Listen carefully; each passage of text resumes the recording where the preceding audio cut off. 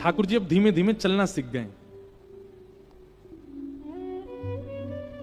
मैया लाला को वस्त्र नहीं पहनाती है, आभूषण पहनाती है। आभूषण में ही ठाकुर जी ढक जाते हैं थोड़े बहुत, नीचे कुछ पहनते नहीं है, नंगे ही घूमते हैं पूरे दिन। और केवल केश गूंथ करके सुंदर घुंघराले केशों को यहां बांध के एक मोती की लड़ बांध देती हैं, और उसमें एक मोर पिछ लगा देती हैं। अच्छा, यशोदा मैया का एक इतना सुंदर भाव है। यशोदा मैया क्या करती हैं? सुबह उठती हैं, स्नान ध्यान करके और सब घर के कामों से निवृत्त होकर फिर ठाकुर जी को उठाती हैं। और उठाने के बाद मैया नहवाती नहीं है लाला को, तो अपने सुंदर वस्त्र पे ही जल लेकर के निचोड़ के, गीले गीले जल हो जाते हैं उससे मुख पहुंचती है, नाक पहुंचती है, माथा पहुंचती है, गला पहुंच के सर्वांगीण अंग पहुंच देती है। और पहुंचने के बाद फिर ठाकुर जी का सर्वांगीण श्रृंगार करती हैं। आंखों में काजल लगाती हैं, तिलक लगाती हैं, केश गूंथ करके सुंदर जूड़ा सा बना देती हैं, उस पर मोर पिछ लगाती हैं। ठाकुर जी को सुंदर सुंदर आभूषण पहनाती हैं, हाथों में बाजूबंद, कड़ूला आदि सब पहना करके ठाकुर जी को सुंदर तैयार कर देती हैं। और सुंदर तैयार करके फिर मैया ने दूर जाती हैं, और दूर जाकर के फिर लाला की आरती करके नजर उतार करके बलैया लेती हैं। और बलैया लेके फिर क्या करती हैं? फिर लाला को गोद में बैठा करके नेक सो काजल ऐसे फैला दें, यहाँ पे कानन के कुंडल टेढ़े मेढ़े कर दें, वस्त्र आभूषण जितने भी हैं सबको इधर उधर उलझा देती हैं, केश थोड़े थोड़े खोल देती हैं, मुखमंडल पर आ जाते हैं। लाली माँ जो ओष्ठ के आसपास लगी उसको ऐसे फैला देती हैं, थोड़ी रज लेकर के मुख पे लगा देती हैं, बुरे बाबड़े कर देती हैं लाला को। क्यों? कोई की नजर ना लगे, अब चलो जा बाहर। सुंदर श्रृंगार करके और ठाकुर जी को बिगाड़ के फिर छोड़ती हैं बाहर। सब गोपी कहें मैया, एक तो तुम्हारो लाला इतना सुंदर, ये तो बुरे श्रृंगार में भी सुंदर लगे, लेकिन तुम ने आराम से श्रृंगार करे करो। कभी आको काजल फैलो भयो, कभी आके मोती लड़ गिरी भई, कभी आके केस ऐसे मुख पे आए रहे, कभी आके गली की माला इतर बितर रहे, ने ढंग से कर दे करो। मैया बोली कोई जरूरत ना है, ऐसे ठीक है, ज्यादा सुंदर बनाऊंगी तो नजर लग जाएगी मेरे लाला है। स्वयं दर्शन करती है केवल सुंदर लाल का। गोपीन के काजे तो बुरो बाबड़ो बनाते हैं ठाकुर जी। ऐसे ठाकुर जी। एक दिन ठाकुर जी भीतर बैठे और तभी एक गोपी बाहर से जा रही है, हल्ला करती भाई, अरे कोई आम ले लो, कोई सेब ले लो, कोई अमरूद ले लो, कोई केला ले लो, फल बेचती भाई जा रही है। आंगन में यशोदा मैया कछु कर रही हैं और ठाकुर जी पास में खेल रहे हैं। ठाकुर जी ने जैसी आवाज सुनी, आवाज सुन करके अभी बोलना ना जाने, धीमे धीमे तोतली वाणी में मैया के पास गए और मैया से जाके इशारों करने लगे, ये फल बेचे वाली जो जा रही का मुंह फल लेनो है। यशोदा मैया ने फिर बैठा दिया ठाकुर जी, कहां जाएगो, मत जावे। ठाकुर जी फिर उठ के खड़े हो गए, फिर मैया के पास गए, मुंह फल लेनो है। ठाकुर जी बोले, मैया बोली लाला फल ऐसे ना मिलो करें, धन देनो पड़े फलवारी इनको, धन नहीं तो अनाज देनो पड़े तब जाकर के फल मिले। ठाकुर जी बोले मैं दे आऊंगा, मुझे जान दो। मैया बोली अच्छा चल जा, फल खरीद के ला, आज मैं देखूं तू कैसे लावेगो। सो ठाकुर जी पहले तो अनाज घर में गए और वहां जाकर के छोटे छोटे हाथन में ठाकुर जी ने ऐसे अनाज भर लिए। नेक्स्ट से लाला 1-1.25 साल के हैं, अभी चलना सीखे हैं, बस हाथन में अनाज भर लियो और अनाज भर के अब ठाकुर जी फल लेवे जा रहे हैं। तो अनाज तो भर लिए लेकिन यहां से हाथ ऐसे खुले हुए, सबरो अनाज नीचे गिरते जा रहा है। और वहां में भी बड़े लोग तो भैया संभलनो जाने, बालक तो कूदते भय जा रहे हैं, ठाकुर जी जोड़ते कूदते भय जा रहे, सबरो अनाज गिरते जा रहा है। और यशोदा मैया इस लीला को देख रही है, लाला आज फल लेवे जा रहा है, खरीदवे जा रहा है। जैसे ही नंद भवन के सामने थे वो गोपी निकली, तोतली वाणी में ठाकुर जी चिल्ला रहे हैं, अरे फल वाली रुक जा, अरे नेक रुक जा। और उसका स्वर जैसे ही सुना है, ठाकुर जी का स्वर, जैसे ही देखा नन्हे से गोपाल जी केश घुंघराले फैले हुए हैं, सुंदर आभूषण पहने, हाथ में गेहूं लेकर के दौड़ते उछलते जा रहे हैं, सबरे गेहूं फैलते जा रहे हैं। और इतनी तत्परता फल लेने की ठाकुर जी के मुख पर दिख रही है। उस छवि को देख करके वो फल बेचेवारी तो मोहित है गई लाल जी पे। विक्रेतु कामा खेल गोप कन्या मुरारी पादार पित चित्त वृत्ति, उसकी चित्त वृत्ति लग गई ठाकुर जी के चरणों में, बैठ गई, थोड़ी पे हाथ धर के ठाकुर जी को दौड़ते आते हुए देख रही है। ठाकुर जी समीप गए और समीप जाके हमें फल दे दे। गोपी ने हाथ आगे किया, पहले कछु दो। सो ठाकुर जी के हाथ से सबरे गेहूं फैल गए, एक गेहूं को दानो बचो बस। सुवाकू लेकर करें, ले जाके बल में जितना आवे दे दे। और एक गेहूं को दानो लेकर के गोपी ठाकुर जी को देख रही है और रूप माधुरी को देख करके आनंदित हो रही है। माई को आम बेचन आई, माई को आम बेचन आई, तेर सुनत मोहन उठ धाये, तेर सुनत मोहन उठ धाये, भीतर भवन बुलाई, माई को आम बेचन आई। ठाकुर जी ने उसको एक गेहूं का दाना दे दिया। गोपी बोली, अरे इतनी दक्षिणा, इतनी दक्षिणा तो मैं बहुत कुछ दे दूंगी। ठाकुर जी बोले, ना इतना दे दे जितना मेरा पेट भर जाए, बस इतना दे दे। अब वो सखी क्या कर रही है? ठाकुर जी तो बोली, थैला लाए हो संग में? ठाकुर जी बोले, थैला के बराबर तो हम ही हैं, कहां ते थैला ला में, ऐसी दे दे। एक फल हाथ में दे दिया, छोटे छोटे हाथ, फलन ते छोटे तो हाथ हैं लाल जी के, एक आम ले लियो, एक में सेब ले लियो। अब गोपी बोली, ये वाले हाथ उठाओ। ठाकुर जी ने ऐसे उठाओ, एक केला यहां लगा दियो, बोले अब हाथ नीचे कर लो, ऐसे कर रहे हैं। दूसरा केला यहां लगा दियो, तीसरा यहां फल रख दियो, ऐसे ठाकुर जी के हाथ सबरे फलन में कर दिए। ठाकुर जी ने कमर पे एक कपड़ा बांध रखो, वो कपड़ा खोल करके वहां में खूब सारे फल खोस के एक घुर्र गांठ बांध दी, कर्री गांठ। सो ठाकुर जी के पेट पे फल बांध दिए। थोड़े छोटे छोटे कचू अंगूर हैं, वो ठाकुर जी के केशन के बीच में लगा दिए। एक आध कोई सामग्री यहां लटका दी। ठाकुर जी इतने सुंदर लग रहे हैं, उनके रूप माधुरी को देख करके वो फल बेचने वाली तो मोहित ही हो गई। ठाकुर जी जैसे ही नंद भवन जाने लगे, उसके तो मानो जैसे प्राण निकलने लगे।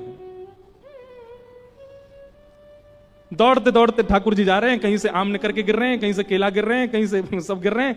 यहां आए थे तो एक अनाज का दाना हाथ में, नंद भवन पहुंचे तो भी एक ही फल लेके पहुंचे, सब गिर आए रास्ता में। गोपी उस स्वरूप को देख करके जैसे ही आगे बढ़ी, फल लेकर के चलने लगी।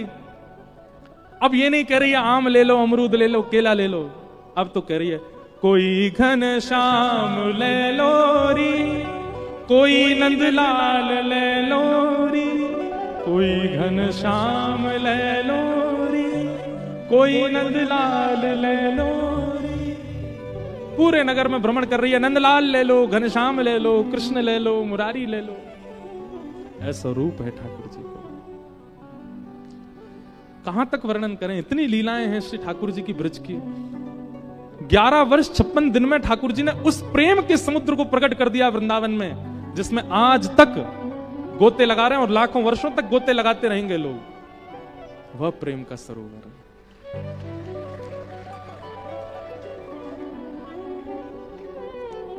ऐसी ठाकुर जी की लीला चल रही है।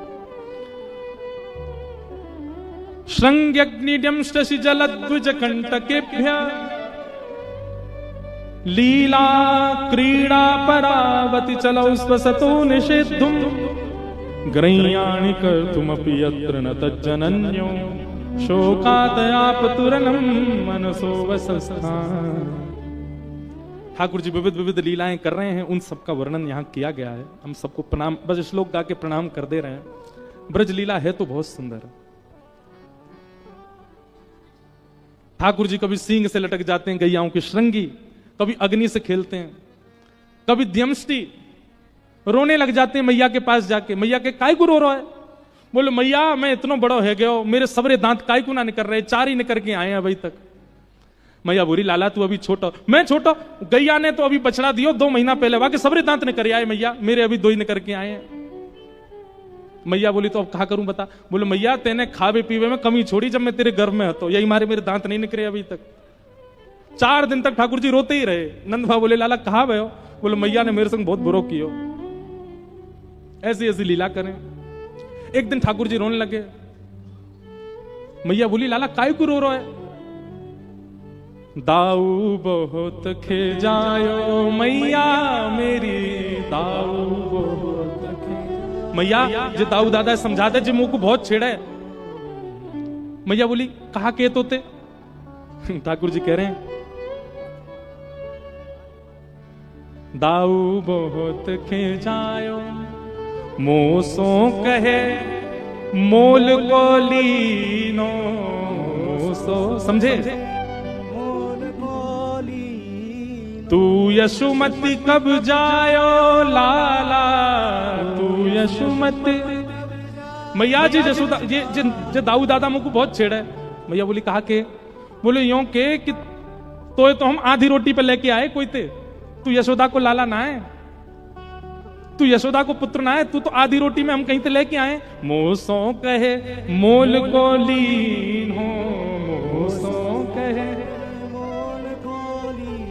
तू यशुमति कब जायो लाला, तू यशुमति। यशोदा मैया ने जैसी बात सुनी सोई लाला गोद में, लाला तू बाकी बात पे भरोसा काहे को करे? मैया कछु घटना ऐसी है जाए बात पे मुझे भरोसा है जाए कि दाऊ दादा सही कह रहा है। मैया बोली ऐसी कौन सी घटना है गे? ठाकुर जी बोले मैया गोरी बाबा गोरे, मैया गोरी मैं कारो कते जायो मैया, मैं कारो कते। मैया तू भी गोरी है और जी नंद बाबा गोरो, मैं कारो कैसे है गो मैया? यशोदा मैया अंक में भरे, लाला तू रात में भयो ना, यहाँ हमारे कारो है गो, चिंता मत करे। अंधेरी रात में भयो, यहाँ हमारे तेरो स्वरूप कारो है गो। और देख तू सबरी गैयान में सबसे ज्यादा दूध पीवे श्यामा गैया को, बहु सांवली है वाको दूध पीवे, यहाँ हमारे सांवरो है गो। अच्छा मैया अब मुंह को पतो चरी, लेकिन मैया एक संशय और है। मैया बोली और का संशय? बोले मैया ऊधम मैं भी करूं, ऊधम दाऊ दादा भी करे। दाऊ दादा है तो तू केवल डांटे, मेरे पीछे छड़ी लेके भागे, या तो मुझे संशय है जा मैं तेरो ही लाला हूं कि ना हूं। तू मुझे मार में भागे तो मुझे यूं लगा मैं तेरो लाला ना हूं। यशोदा मैया ने अंक में भर लिए, कोई लाला तू ऐसी बात मत करे कर, तू मेरो ही लाला है। ठाकुर जी बोले मैं कैसे मानूं? सो यशोदा मैया गोद में लेकर के लाल जी को गौशाला में गई और सब गैयान की शपथ खा के यशोदा मैया बोली लाला मैं गैयान की सौंख खा रही हूं, तू मेरो ही लाला और मैं तेरी मैया हूं। तब ठाकुर जी प्रसन्न हुए, तब रोनो बंद भयो। इतनो रो में प्रेम स्वरूप है श्री कृष्ण, कोई कह ही नहीं सकता लीला सुन के कि ये परमात्मा है। ऐसी लीला कर रहे हैं ठाकुर जी, सुंदर लीला ठाकुर जी की वृंदावन में चल रही है। उस लीला को देख करके सब आनंदित हो रहे हैं, सब मदमस्त होते जा रहे हैं। ठाकुर जी ने दामोदर लीला की, मैया ने ठाकुर जी को उखल से बांध दिया। उखल से बंधे ठाकुर जी जैसे ही आगे बढ़े तो वृक्षों के स्पर्श से दो वृक्ष गिर गए और कुबेर के पुत्र नल कुंवर मणिग्रीव प्रकट हो गए। भगवान ने दोनों का उद्धार किया। वृक्षों को गिरा देख यशोदा मैया ने नंद बाबा से कही अब हम गोकुल में नहीं रहना चाहते, जात नात मेरो लाला भयो, इतने संकट आमे, अब लाला की सुरक्षा के काजे कहीं और चलो। और सब गोकुलवासी ठाकुर जी सहित श्री वृंदावन को प्रस्थान कर गए। बोलो आ गए। भैया देखो एक बात हमारी सुनो, आपका जो सागर है ना, यहां भी लीला करते हैं ठाकुर जी, अटल बिहारी जी, राधा वल्लभ जी, द्वारिकाधीश जी। हमें एक वैष्णव एक पर्चा 3 बार दे गए, बोले महाराज जी इसको पढ़ना। आज वसंत उत्सव करने के बाद पढ़ा और उसमें एक बड़ी प्रसिद्ध लीला, अब यहां तो लोगों को पता होगी पर कई लोग बाहर की कथा सुन रहे हैं ना, जो सागर कभी आते होंगे या कभी भविष्य में आए, उनको भी पता होना चाहिए कि यहाँ के ठाकुर बिल्कुल साक्षात हैं। वैसे ठाकुर की साक्षातता पर कोई प्रश्न चिन्ह नहीं है, वो तो हमारे घर के ठाकुर जी भी साक्षात हैं, पर यहाँ के जो लाला हैं वो ब्रज से यहाँ ब्रज प्रकट करने आए हैं, इस बात की साक्षात्ता के लिए कथा प्रमाण है। कथा है कि अब मुझे नाम तो सबके याद नहीं, पर मैं कथानक बस सूक्ष्म से सुना दूं कि प्राचीन काल में खजुराहो और भोपाल का ये राजमार्ग सागर बीच में पड़ता है। यहां ठाकुर जी किसी भक्त की भावना की पूर्णता के लिए आए और श्री अटल बिहारी जी का यहां पर मंदिर निर्माण किया गया। तो कहते हैं कि प्राचीन काल था, इतने लोग भी नहीं थे, इतना धन भी नहीं था मंदिरों में। देखो मंदिर में धन अर्पित आप मंदिर के लिए नहीं करते हैं, ठाकुर जी के लिए नहीं करते। कई लोग कहते हैं मंदिर में क्यों डोनेशन चढ़ाना, मंदिर में क्यों ठाकुर जी के साथ, ठाकुर जी को तो लक्ष्मीपति हैं, उनको क्या आवश्यकता? उनको आवश्यकता नहीं, पर मंदिर में कितने सारे कार्यकर्ता हैं, मंदिर के पुजारी जी हैं, उनका भी परिवार है, मंदिर का निर्माण है, मंदिर में भोग है, उन सबके लिए अर्पित करना चाहिए भाव। ठाकुर जी को आवश्यकता नहीं उसकी। तो धन नहीं था, इतने ज्यादा धन नहीं थे, तो धन ना होने की वजह से पोशाक भी नहीं, श्रृंगार भी नहीं और कई बार भोग भी नहीं ठाकुर जी के लिए। रात्रि का समय और श्री बिहारी जी, अटल बिहारी जी को व्यारू भोग रखने की सामग्री नहीं थी। ठाकुर जी का व्यारू, रात्रि के भोग को व्यारू बोलते हैं। श्री अटल बिहारी जी का व्यारू भोग नहीं लगा था। पुजारी जी, महंत जी जो उस काल के थे, बड़े व्याकुल हो गए। चरणों में प्रणाम करते हुए श्री अटल बिहारी जी से कहा, हे नाथ, हमें क्षमा करो, आप कृपा करके हमारी सागर में पधारे हैं, सागर के वैष्णवों पर, बुंदेलखंड के लोगों पर कृपा कर रहे हैं, पर आपका हम भोग भी नहीं धरा पा रहे हैं, इतनी हम लोगों पर अयोग्यता है। आज ठाकुर जी आप बस अपनी व्यवस्था कर लें, या तो ब्रज ही चले जाएं, रात में वहीं आपको भोग प्रसादी हो। अब देखो, ठाकुर जी कोई पाते नहीं है, पर प्रेमी अगर सेवक है तो ठाकुर जी पाते भी हैं, ठाकुर जी को भूख भी लगती है। और कोई व्यक्ति केवल थाली रखता है, उसको कोई भावना नहीं, ठाकुर जी पाते भी नहीं है। एक बार हमारे वृंदावन की घटना, किसी मंदिर में ठाकुर जी का भोग पधराया गया। भोग पधराने के बाद में पुजारी जी बाहर आ गए, कपाट लगा दे। ठाकुर जी के भोग में कपाट क्यों लगाते हैं? ताकि ठाकुर जी सहज हो जाएं और सहज होकर के प्रेम से प्रसाद पालें। किशोरी जी आएंगी, किशोरी जी पवाएंगी, मधुमंगल श्रीदामा सब सखा आएंगे, सब बैठ के पाएंगे ठाकुर जी के साथ। अब हम लोगों की दृष्टि में इतनी भावना नहीं कि ठाकुर जी हमारे सामने प्रकट भोग लगा लें, इसलिए कपाट रखा जाता है। और उसका भी नियम होता है, 15 मिनट, 20 मिनट, 45 मिनट, उतनी देर ठाकुर जी का भोग लगेगा, कपाट रहेंगे, चाहे कोई आ जाए, कपाट नहीं खुल सकते। और कपाट खोलने से पहले ताल बजाए जाते हैं, ठाकुर जी को सहज किया, ठाकुर जी हम आ रहे हैं भीतर, आप सहज हो जाओ। तो पुजारी जी ने भोग धरा। भोग धरने के बाद आप बाहर बात करने लगे किसी से, और बात करते करते आपको लगा कि समय पूरा हो गया, और जबकि समय अभी भोग का पूरा हुआ नहीं था, और आप बिना ताल बजाए मंदिर के भीतर प्रवेश कर गए। जैसे ही आपने पर्दा हटाया, ठाकुर जी को पता तो चल गई पुजारी जी आ रहे, दौड़ते भागते बेचारे अपनी पीतांबरी कस के जाके अपने सिंहासन में जैसे खड़े भये। खड़े तो हो गए ठाकुर जी, लेकिन दाल और कड़ी और चावल मुख पे ही लगे रह गए, मुख पहुंचना भूल गए। और पुजारी जी ने वो देख लिया, और जैसे पुजारी जी ने देखा, नेत्र सजल हो गए। पुजारी जी दूर से बिलियां लेने लगे, जय जय, क्षमा करियो, आज ताल बजानो भूल गो, लेकिन ताल बजानो भूल गो तभी तो ये दर्शन हुए। ठाकुर जी का मुख स्पष्ट करके, स्वच्छ करके क्षमा याचना की, फिर से भोग बना के फिर पधराया। हमारी वजह से ठाकुर जी को श्रम हो गया। ठाकुर जी पाते हैं, पर कब पाते हैं? पवाने वाला प्रेमी हो, वो केवल थाली रख के उठाना जानता हो, उसना पाते भी नहीं है ठाकुर जी। इतने वैष्णव हैं पूरे विश्व में, कहीं तो कोई होगा प्रेम से पवाने वाला, वहीं पाते हैं ठाकुर जी।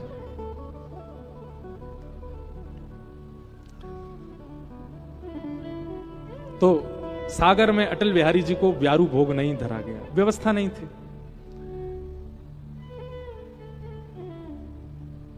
कपाट बंद करके, पर्दा आदि करके, ताला लगा के बड़े व्यथित मन से पुजारी जी चले गए, रोते रहे, बोले आज हमसे हमारे कैसे अभागे, इससे बढ़िया तो ठाकुर जी सागर आमे ही नहीं, वहीं रहते, कम से कम प्रेम से प्रसाद तो पाते, यहां हम पवा ही नहीं पा रहे ठाकुर जी को।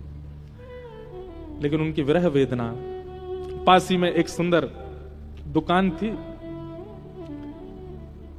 आज सुबह से वहां कोई आए भी नहीं थे ऐसे प्रसाद लेने वाले। सुंदर दुकानदार जो थे, बढ़िया मिठाइयों को दोना में परोस करके बाहर सजा के रखते थे, लोग बाग आके धनराशि देते, वो दो नाम देते, लोग भोग लगाते बिहारी जी का। पर आज कोई दर्शनार्थी नहीं आया सुबह से। अचानक से शाम का समय, रात्रि का समय, मंदिर आदि बंद हो गए, दुकानें सब, बाजार बंद होने लगा। तो जिनकी मिष्ठान की दुकान थी वे भी अपनी दुकान बंद करने लगे। तभी एक बढ़िया सेठ साहूकार का रूप, बढ़िया सुंदर, गले में स्वर्ण पहने हैं, अंगूठियां पहनी हैं, कड़ूला पहने हैं, हाथन में कानन में कुंडल, और बढ़िया कोई जैसे मानो सेठ हो, कोई ऐसा रूप धारण करके कोई आए और आकर के कहा, भैया क्या दाम है, कितने सेर आपके यहाँ मिलती है मिठाई। पहले तो रूप देख करके वो बोले कि कोई सामान्य रूप, सामान्य किसी व्यक्ति का रूप तो नहीं लगता, बड़े सुंदर हैं। दोबारा पूछा, अरे भैया आपसे पूछ रहे हैं क्या भाव लगाई है मिठाई। बता दिए जो भी उस समय का मूल्य था, वो इतना है, इतने रुपया एक दोने का है, आप ले लीजिए। आपने दोना उठाया और उठा करके जैसे ही अपनी जेब में हाथ डाला तो रुपया था ही नहीं। आपने कहा, भैया हम रुपया तो भूले आए घर पे, हम क्या दें आपको। तो इतना सुंदर रूप था उनका, इतने, उनकी उपस्थिति इतनी सकारात्मक थी कि वे मिठाई वाले भैया बोले, कोई बात नहीं आप ले जाओ, धन तो कभी दे देना आप, कोई बात नहीं।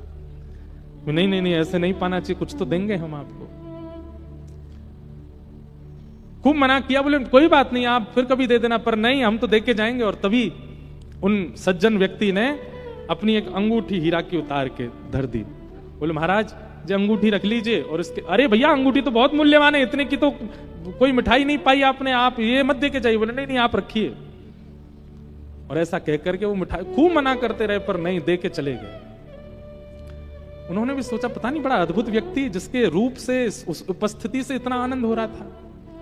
अंगूठी ले गए, ले जाकर के अपनी तिजोरी में घर पे रख दी, सो गए। सुबह का उनका नियम रोज आके अटल बिहारी जी के दर्शन करते, फिर अपनी दुकान खोलते। आकर के जैसे ही दर्शन करने आए तो भीड़ लगी थी लोगों की। भीतर प्रवेश करके जैसे ही पूछा तो सब लोग व्याकुल। उन्होंने पूछा क्या हुआ, इतनी भीड़ कैसे आज सुबह? बोले भैया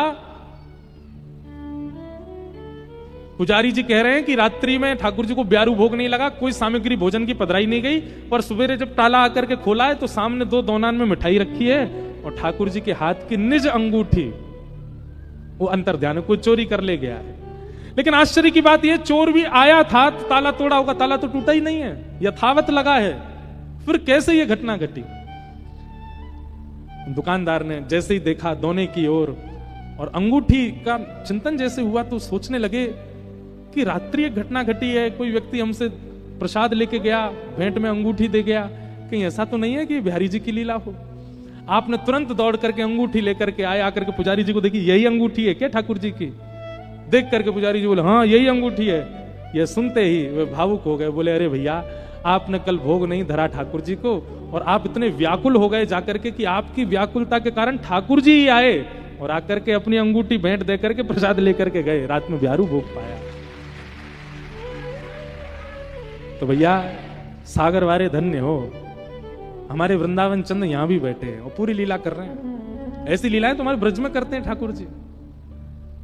ब्रज के अन्यत्र कहीं लीला श्री कृष्ण की प्रकट हो रही है तो इसका मतलब कोई तो गोपी है वहां पे, कोई तो ग्वाला है वहां पे, कहीं तो वहां ब्रज व्यवस्थित है। और ब्रज है ही बुंदेलखंड में, कितने रसिक हुए। इसीलिए ठाकुर जी यहां लीलात्मक भाव से, धन्य है आप बुंदेलखंड के निवासी। ऐसे हमारे ठाकुर जी वृंदावन गए, वृंदावन में जाकर के अनेक लीलाएं की, सबको हम प्रणाम मात्र कर देते हैं। और गिरधर लाल जी भी आवे वारे हैं, सीधे गोवर्धन लीला की ओर चलते हैं, अति काल भी हो रहा है। कल कथा का समय यथावत 3 से 6 का ही है, पर परसों विश्राम दिवस की कथा सवेरे 10 बजे से है, क्योंकि हम यहाँ कथा विश्राम करके सीधे हमारी फिर 7 तारीख से हिमाचल में कथा है, बीच में एक 6 तारीख हमारे पास है, तो उसमें हमको कुंभ जाने का एक लोभ है, तो यहाँ जल्दी कथा पूरी करके कुंभ में प्रस्थान करेंगे। इसलिए परसों विश्राम दिवस की कथा आप लोग श्रवण करने के लिए सुबह सुबह जल्दी आ जाना।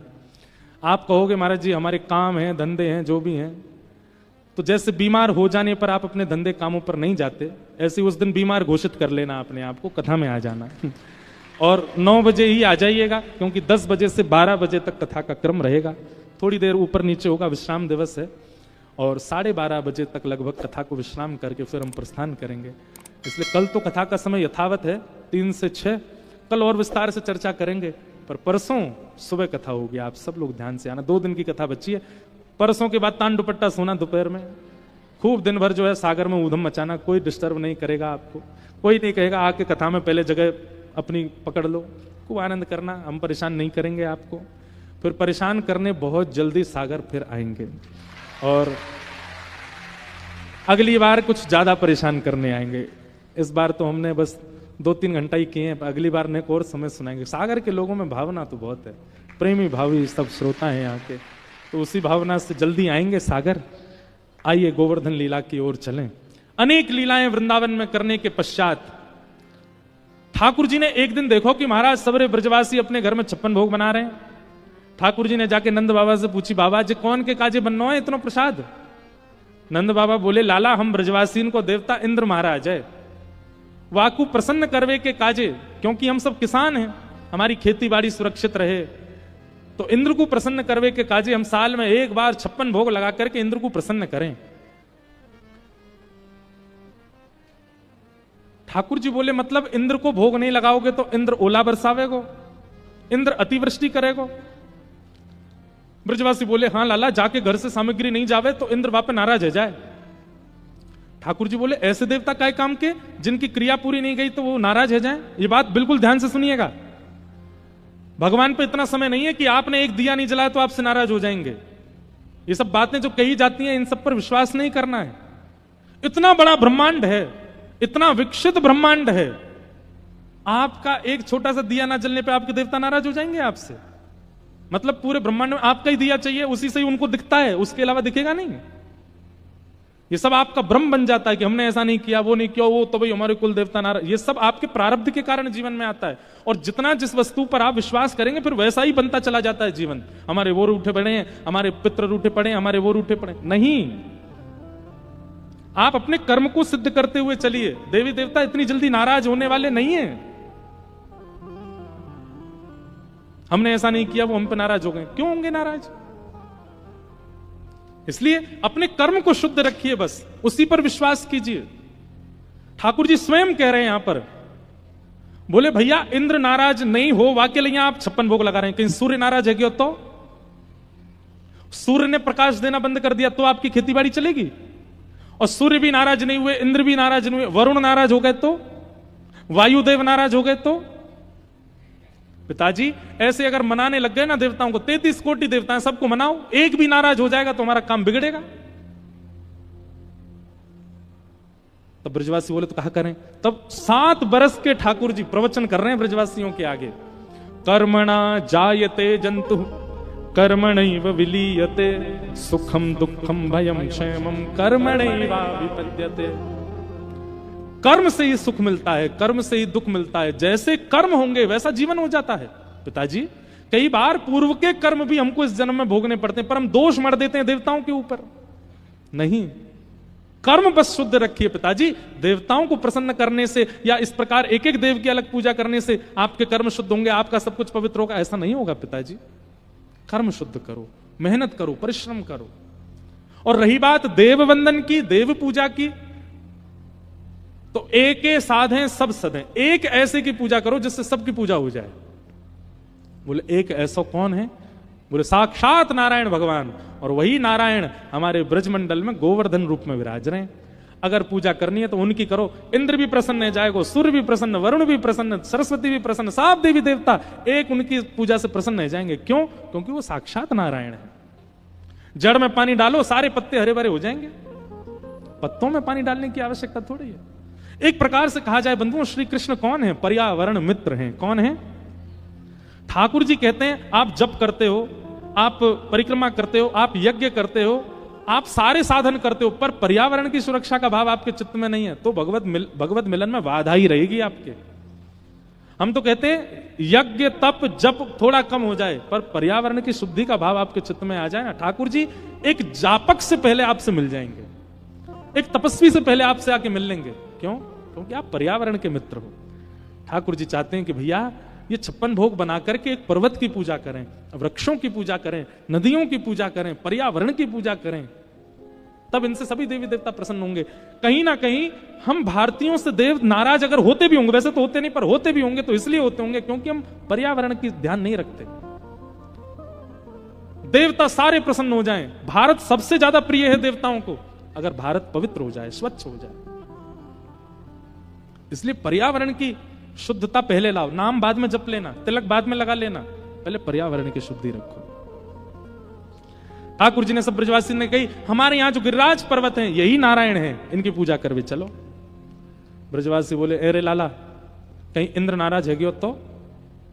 ठाकुर जी बोले गिरिराज बाबा की शरण में चलो, जो देख लेंगे, इंद्र फिंद्र ने सब ने निपटा देंगे, ये चलो उनकी शरण में।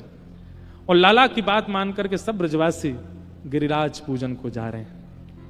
आहा,